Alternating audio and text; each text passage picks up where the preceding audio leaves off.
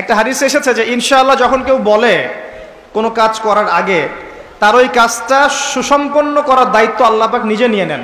একটা হাদিস শোনাই, সুলাইমান আলাইহিস সালাম তার 100 জন স্ত্রী ছিল। কতজন? এখন পশ্চিমারা আমাদেরকে শেখায় যে বহু বিবাহ ভালো না, ইসলামে 4টা বিয়ের কথা বলা আছে, ইসলাম কত অমানবিক ধর্ম, এগুলো শেখায় না? শেখায়। সুলাইমান আলাইহিস সালাম কাদের নবী?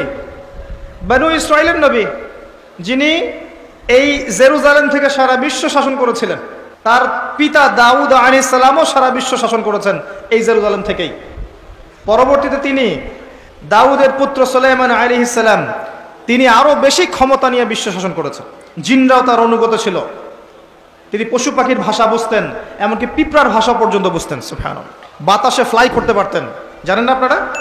সুলাইমান আলাইহিস সালামের 100 জন স্ত্রী, তিনি বলছেন আজকে আমি আমার সব স্ত্রীর কাছে যাব এবং প্রত্যেকের গর্ভ থেকে একটা করে সন্তান আসবে এবং এই সন্তানরা আল্লাহর পথের মুজাহিদ হবে।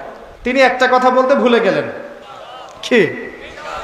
নবী সাল্লাল্লাহু আলাইহি ওয়াসাল্লাম বলছেন যে কোনো স্ত্রী সন্তান জন্ম দেয়নি, একজন স্ত্রীর গর্ভে একটা সন্তান এসেছিল, সেটা আপনার প্রিম্যাচিউর, যেটাকে আমরা বলি প্রিম্যাচিউর বেবি, মানে ম্যাচিউর না, আমাদের মতো সুস্থ না, সুস্থ সবল না, এবং সেও পরবর্তীতে বাঁচেনি আর কি। তো নবী সাল্লাল্লাহু আলাইহি ওয়াসাল্লাম বলছেন ওই দিন যদি সুলাইমান আলাইহিস সালাম ইনশাআল্লাহ বলতেন তাহলে তার কথাই সত্য হতো।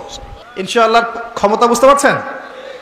নবী করিম সাল্লাল্লাহু আলাইহি ওয়াসাল্লাম মক্কায় দ্বীন প্রচার করছেন এবং তার বিরোধিতা করছে কাফের মুশরিক কুরাইশরা।